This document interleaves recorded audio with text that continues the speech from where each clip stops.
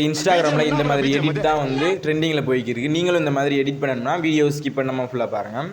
நம்ம வந்து CapCut use பண்ணுறோம்னா ஒவ்வொரு இடத்துலையும் கிராப் பண்ணி யூஸ் பண்ணுற மாதிரி இருக்கும். நான் வந்து இன்ஸ்டாட் வந்து போய்க்கிறேன். CapCutல வந்து பார்த்தீங்கன்னா ப்ரோ வெர்ஷனுக்கு தான் வந்து மாஸ்க் ஆப்ஷன் எனபிளில் இருக்குது. நம்ம இன்ஸ்டாட்டுக்குள்ளே இருந்து போனோம்னா ஃப்ரீயாக யூஸ் பண்ணிக்கலாம் அந்த மாஸ்க் ஆப்ஷனு. ஸோ வந்து இன்ஸ்டாட்டுக்குள்ளே இருந்து போய்க்கிறோம்.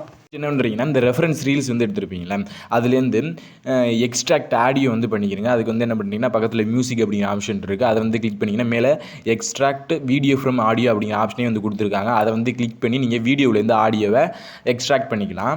அதுக்கப்புறம் என்ன பண்ணுறீங்கன்னா அந்த ஃபஸ்ட்டு வீடியோ கிளிப்பை மட்டும் ஆட் பண்ணிக்கிறீங்க. அதுக்கப்புறம் என்ன ஆட் பண்ணிங்கன்னா எடிட் பண்ண வேண்டிய ஃபோட்டோ வீடியோ வந்து ஆட் பண்ணிக்கிறீங்க. நான் வந்து ஃபோட்டோ தான் வந்து ஆட் பண்ணுறேன். வீடியோ ஆட் பண்ணால் இன்னுமே நல்லாயிருக்கும். நீங்கள் வீடியோ ஆட் பண்ணுறீங்கன்னா அந்த ஃபஸ்ட்டு ஃப்ரேம் மட்டும் ஃப்ரீஸ் பண்ணிக்கிறீங்க. அதுக்கப்புறம் என்ன பண்ணுறீங்கன்னா மேலே பிப் அப்படிங்கிற ஒரு ஆப்ஷன் வந்து கொடுத்துருப்பாங்க. அதை வந்து கிளிக் பண்ணிக்கிறீங்க.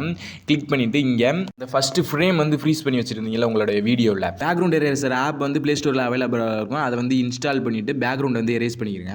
பேக்ரவுண்ட் வந்து எரேஸ் பண்ண இந்த மாதிரி இருக்கணும் பார்த்துக்கிறேங்க.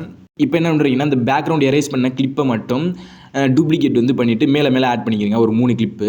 அதுக்கப்புறம் என்ன பண்ணுறீங்கன்னா அது மியூசிக் வந்து வருதுல்ல அந்த லவ்னு அதுக்கு ஏற்ற மாதிரி அட்ஜஸ்ட் பண்ணி வச்சுக்கிறீங்க மேலே உள்ள 3 கிளிப்பையும். இப்போ என்ன பண்ணுறீங்கன்னா ஃபஸ்ட்டு கிளிப்பை வந்து டச் பண்ணிவிட்டு மாஸ்க் ஆப்ஷனுக்குள்ளே வந்து போய்க்கிறீங்க. இங்கே வந்து பாருங்கள் ரெக்டாங்கிள் ஆப்ஷன் வந்து இருக்கும். அதை வந்து கிளிக் பண்ணிங்கன்னா இடம் மட்டும் வந்து ரெக்டாங்கிளாக வந்து ஷோ ஆகும். ஸோ இந்த மாஸ்க் ஆப்ஷனை வந்து யூஸ் பண்ணி நெக்ஸ்ட் அடுத்தடுத்து வர வேண்டிய பிளேஸ் வந்து சூஸ் பண்ணி பர்ஃபெக்டாக வந்து வச்சுக்கிறீங்க இந்த வீடியோவில் வர மாதிரி. இப்போ வந்து என்ன பண்ணுறோம்னா அந்த பேக்ரவுண்ட் வந்து எரேஸ் பண்ணோம்ல அந்த 3 கிளிப்புக்கும் கலர் டிஃப்ரென்ஸ் வந்து தெரிகிற மாதிரி சேச்சுரேஷன் வந்து குறைச்சிக்கிறணும். ஸோ அதுக்கு வந்து என்ன பண்ணுறீங்கன்னா ஃபில்டர் ஆப்ஷனுக்குள்ளே இருந்து போயிட்டு இங்கே வந்து ஃபில்டர் வந்து கொடுத்துருப்பாங்க இந்த சேச்சுரேஷன் கம்மியாக இருக்கிற மாதிரி. அதை வந்து கிளிக் பண்ணி வச்சுக்கிறேன் 3 கிளிப்புக்கும்.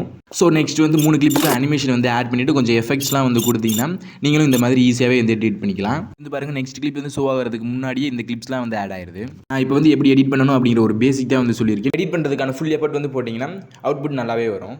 தேங்க்யூ.